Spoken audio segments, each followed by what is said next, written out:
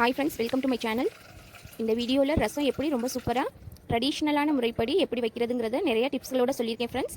வீடியோவை ஸ்கிப் பண்ணாமல் பாருங்கள். அதுக்கு முன்னாடி நம்ம சேனலை இன்னும் நீங்கள் சப்ஸ்கிரைப் பண்ணலைன்னா சப்ஸ்கிரைப் பண்ணி கூடவே பெல் பட்டனை கிளிக் பண்ணிக்கோங்க ஃப்ரெண்ட்ஸ். ஒரு லெமன் சைஸ் அளவு புளி எடுத்து தண்ணியில் ஊற போட்டு வச்சுருக்கேன். 2 பழுத்த தக்காளி எடுத்து வச்சுருக்கேன். ரசத்துக்கு மிக்ஸி ஜாரில் அரைக்கிறத விட இந்த மாதிரி உரல்ல அரைச்சோம்னா ரொம்பவே டேஸ்ட்டாகவும் வாசமாகவும் இருக்கும் ஃப்ரெண்ட்ஸ்.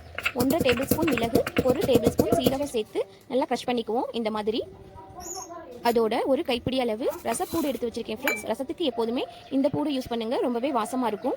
அதையும் க்ரஷ் பண்ணி வச்சிருக்கேன். அதோட 4 பச்சை மிளகாய் சேர்த்து நல்லா இடித்து எடுத்துக்குவோம். ஊற வச்சிருக்க புளியை நல்லா கரைச்சி வச்சுக்குவோம்.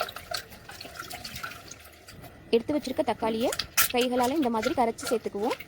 அப்படி இல்லைன்னா மிக்ஸி ஜாரில் கூட நல்லா பேஸ்ட் மாதிரி அரைச்சி சேர்த்துக்கலாம் ஃப்ரெண்ட்ஸ். தக்காளியை கரைச்சதுக்கப்புறம் கொத்தமல்லியை இந்த மாதிரி அதிலே பிச்சு போட்டு அதையும் நல்லா தக்காளியோடு சேர்த்து நல்லா பிசைஞ்சு எடுத்துக்குவோம் ஃப்ரெண்ட்ஸ். அப்போ தான் ரசம் நல்லா வாசமாக இருக்கும். இப்போ இதோட நம்ம கரைச்சி வச்சுருக்க புளிக்கரைசலையும் சேர்த்துக்குவோம்.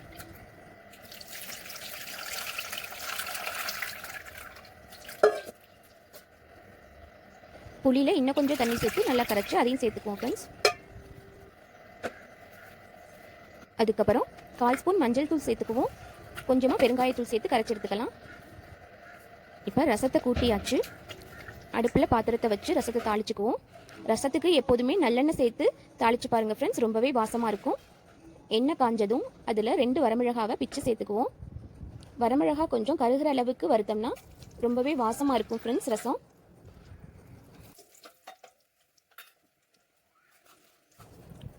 அதுக்கப்புறம் 1 டீஸ்பூன் கடுகுளுந்து சேர்த்து அது வெடிச்சதுக்கப்புறம் கொஞ்சமாக வெந்தயம் சேர்த்துக்குவோம். வெந்தயத்தை ஸ்டார்டிங்லேயே போட்டக்கூடாது ஃப்ரெண்ட்ஸ், கருகீரும். அதனால கடுகு சேர்த்ததுக்கப்புறம் வெந்தயத்தை சேர்த்து கருவேப்பிலை போட்டு தாளிச்சுக்குவோம். அதுக்கப்புறம் நம்ம இடித்து வச்சுருக்க மிளகு, சீரகத்தூள், பூண்டு, பச்சை மிளகாய் எல்லாத்தையும் சேர்த்துக்குவோம். கொஞ்சம் கொஞ்சமாக சேர்த்து இந்த மாதிரி எண்ணெயில் வதக்கி விட்டுக்கலாம் ஃப்ரெண்ட்ஸ். கடைசியாக ஒரு 3 பொருள் சேர்த்துருக்கேன் ஃப்ரெண்ட்ஸ். அதுதான் ரசத்தோட வாசத்தையும் டேஸ்ட்டையும் என்ஹான்ஸ் பண்ணி கொடுக்கறது.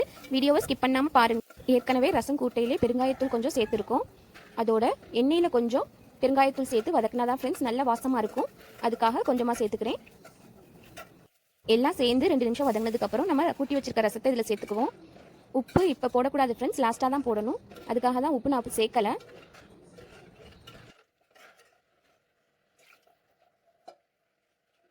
ஃப்ளேமை லோ ஃப்ளேமில் வச்சுக்கோங்க, இல்லைன்னா ரசம் கடுத்து போயிடும். கொதிக்க விடக்கூடாது. நுர கூட்டினோன்னு அடுப்பு ஆஃப் பண்ணிடணும். அதுக்காக ஃப்ளேமை லோ ஃப்ளேமில் வச்சுக்கோங்க.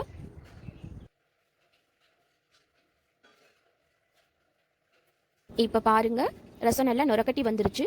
இந்த ஸ்டேஜில் ரசத்துக்கு தேவையான அளவு உப்பு சேர்த்துக்குவோம். அதோட 1/2 ஸ்பூன் அளவு வெல்லத்தை தூள் பண்ணி வச்சுருக்கேன், அதையும் சேர்த்துக்குவோம். வெல்லம் சேர்க்கறதுனால இனிப்பு, புளிப்பு, காரம்னு 3 சுவையும் சேர்ந்து ரசம் ரொம்பவே டேஸ்ட்டாக இருக்கும் ஃப்ரெண்ட்ஸ். ஒரு தடவை ட்ரை பண்ணி பாருங்கள்.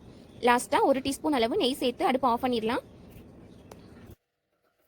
இதோட கொஞ்சமாக கொத்தமல்லி தழை சேர்த்துக்குவோம். ஏற்கனவே கொஞ்சம் கொத்தமல்லி தழை சேர்த்தாச்சு. லாஸ்ட்டாக கொஞ்சம் சேர்த்தோம்னா நல்லா வாசமாக இருக்கும் ஃப்ரெண்ட்ஸ், அதுக்காக தான். அவ்வளோதான் ஃப்ரெண்ட்ஸ், நம்மளோட ரசம் ரொம்ப சூப்பராக ரெடி ஆயிருச்சு. இந்த மாதிரி நீங்களும் வீட்டில் ட்ரை பண்ணி பாருங்கள். ட்ரை பண்ணி பார்த்துட்டு டேஸ்ட் எப்படி இருந்துச்சுன்னு கமெண்ட்ஸில் சொல்லுங்கள். இந்த வீடியோ பிடிச்சிருந்தா லைக் பண்ணி ஷேர் பண்ணுங்கள். மறக்காமல் சப்ஸ்கிரைப் பண்ணுங்கள்.